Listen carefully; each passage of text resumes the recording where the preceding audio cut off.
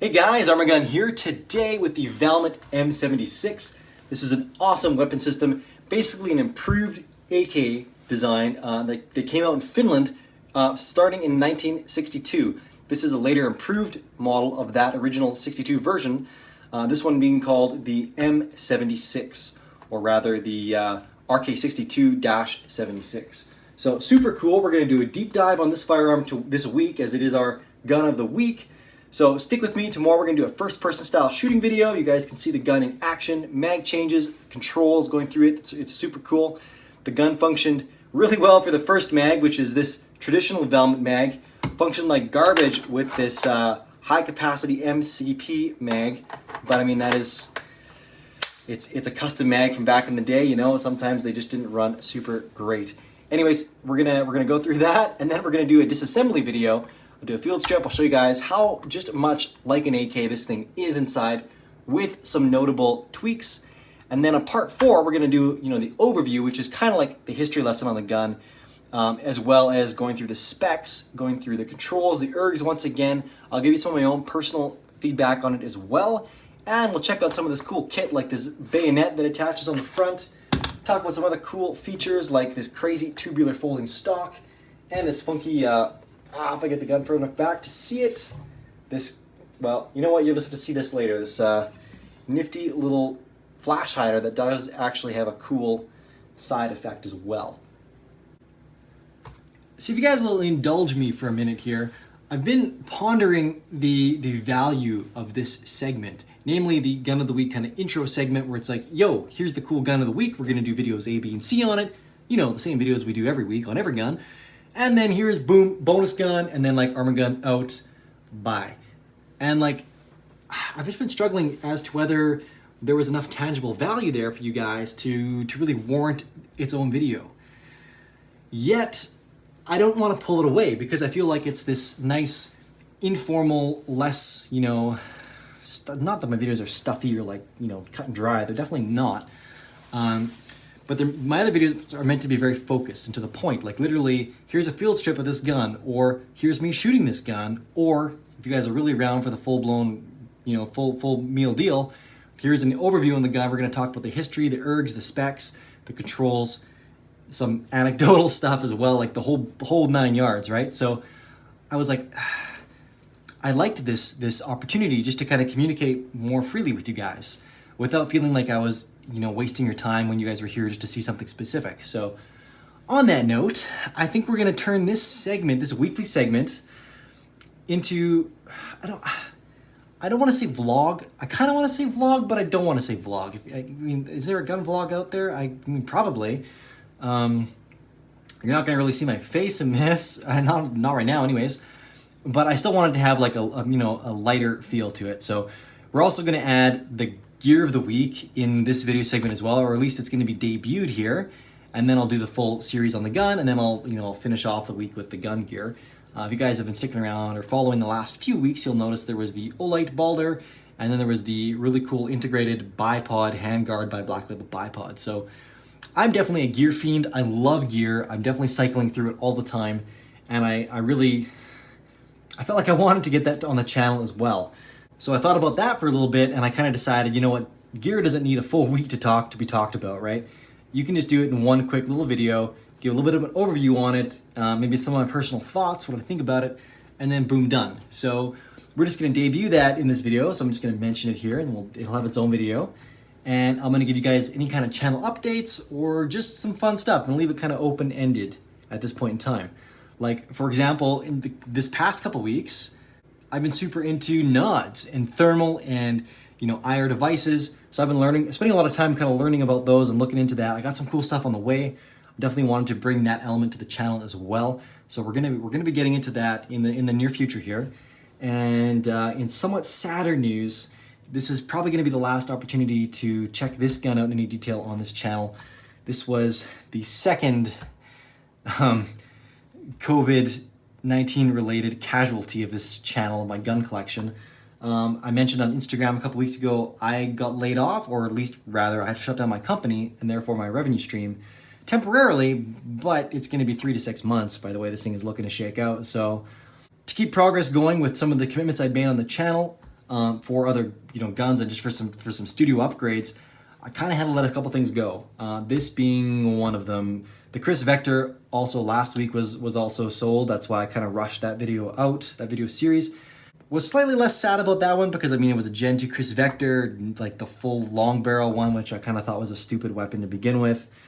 Not stupid, just that it existed for the sole purpose as to satisfy a stupid law. And it's like 45 ACP was not meant to be coming out of an 18.6 inch barrel, let alone a 16 inch barrel, let alone a 12 inch barrel. Like 45 ACP is meant to come out of like a 5.5 inch barrel, which is what they did with the original gun, which was awesome. And I love Chris Vectors, but I didn't like that long barrel. So that thing, I wasn't too sad to see that thing go. I love the paint job on it. Shout out to Dead Sky Customs, but the rest of the gun, it just bothered me. So that one's gone. This one, definitely more sad about. There might be a couple more guns coming up here that are also giving their farewell performance, but you know what? That's okay. More room in the safe for more cool stuff to come, which there will be loads. There's tons of cool stuff coming to the channel, even just for the rest of this year. And in happier news, the studio has definitely gotten some upgrades. Last week was probably a bit of an anomaly, like with the Chris Vector. I'm not sure if you guys really pay attention to stuff week over week. The background, the backdrop here, the lighting was definitely probably less good for the Chris, I'm gonna think, relative to the Mark 14 EBR from the previous week. Again, just the Chris got rushed out there, it was a little bit out of order, and then I went and did the EBR video, the Mark 14, then I went and did this one. So, and in between that all, there was a major renovation to my gun room, my gun studio now, which is why I was also a couple days, there was a hole in the middle of my EBR series, like 3 or 4 days where I wasn't uploading videos. Felt super bad about that. I just was spending all day doing renovations in here and still working. I still have another aspect of my job that's still very real. I'm just not getting paid to do it. But hey, that's the life of an entrepreneur sometimes. So nonetheless, I think I've blathered on long enough about that. Thank you for, again, indulging me in this little conversation. I kind of plan on doing that on a weekly basis now. But that's enough for today. So without further ado, let's bust out that bonus gun with the GunGear. In this case, it's going to be both in the same time. We've got the Marlin Dark Series lever action rifle. This thing, super cool. And apologies, this was a bonus gun not too long ago, but I had to bust it out again because it is a perfect host for the GunGear of the week, which is the Regulator by Matador. I don't know why I'm doing air quotes for that because that's literally what it's called. It's called the Regulator, and it is produced by these guys, Matador Arms Corp. So go check them out. They come up with some really cool, innovative stuff. This being a muzzle device. Sorry, it's not timed properly, and I have to kind of crank on here, so I'm just gonna screw it on the gun, and it's gonna look super weird. But it's a 6-port muzzle brake, 3 on the side, each side, and also you got some on the top here. But it's got this clicky little guy, right? And what that thing is doing is you can actually tune the muzzle brake to how you like it, right? So you can have it like 60 adjustments, but basically you have these ports all fully closed, or you can open them up and have it like, the full functionality of a 6-port brake. So we're gonna play with this thing. This thing's chambered in 30 cal, so it's got your 5/8 by 24 threads. They make a bunch of these things, whether they're for 9mm, 223, 30 cal. So you guys can just think about that this week while we're going through the rest of the videos. We're gonna have a formal video on this thing later. I'll do some some shooting with the Marlin, and we'll see what this thing's like and how effective it is, how much of a difference it makes from like no muzzle brake to full muzzle brake. Should be pretty cool. Anyways, that's the show for tonight. Thanks a ton, guys. Arm&Gun out. And boom, sudden date change. This is now April 17th, hence 417, hence the 417. Anyways, I just wanted to touch base again real quick because I got the night vision I was talking about in, and pretty pumped about that. So everything you watched so far in the video was filmed about, I don't know, like 7-10 days ago, thereabouts. And now we're here, now we got some night vision, so let's bump out a little bit. Down here, oh, what do we have there? Buddy sent me some cool stuff, and we got to play with it. So,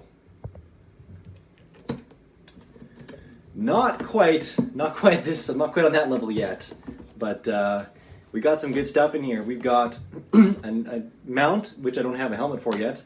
We have a digital night vision optic, PVS 14 with honestly some serious hardware, and it's got a good tube in it. So let's go for a bit of. Actually, I'm going to show you first. I'm going to jump in when I showed you this gun room.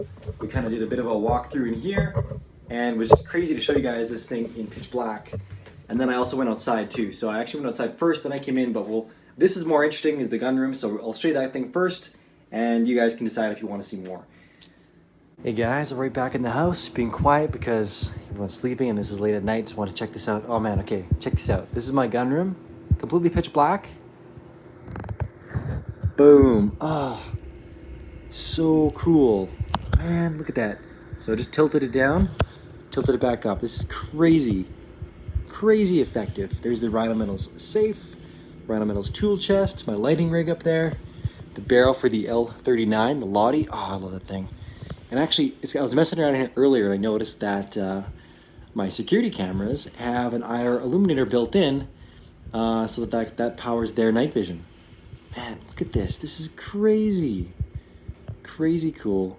You can pull out a ton of detail. I'll just scan around the room really quickly and just like drop the night vision. Just, there's nothing. Literally no light. There's my feet. Gone. So cool. It's so clear. Again, PVS 14 with Gen 3 auto-gated Omni 7 tubes. Man, hey, look at, I got a shadow. That's pretty cool. That'd be from the IR illuminator behind me, casting a shadow. That's crazy.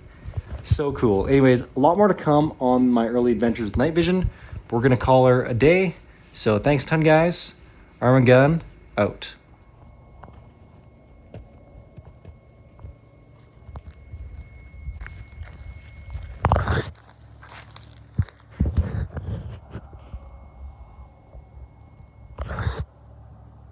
Crazy difference. It's basically pitch black in here. Kind of go into a little fire pit, and man, pallets were pitch black. Can't see a thing. This is a PVS 14 Gen 3 Omni 7 tube. You can see the bit of that red glow in the side of the tube. That is simply due to an IR illuminator being turned on. The PVS housing is one built in.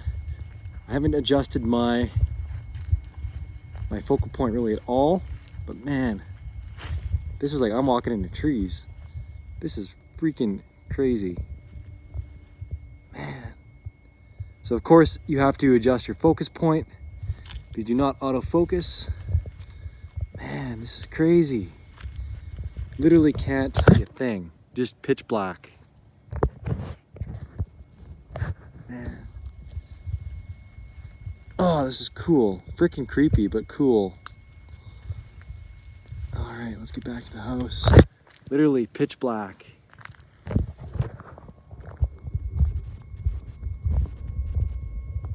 Clarity's good. I'm literally outside with an iPhone in front of this PVS 14 housing. Right in front of the monocle. It's crazy. And the sky, oh, the sky is beautiful. I'm going to turn off the illuminator and take another look. It looks a little clearer without that red haze.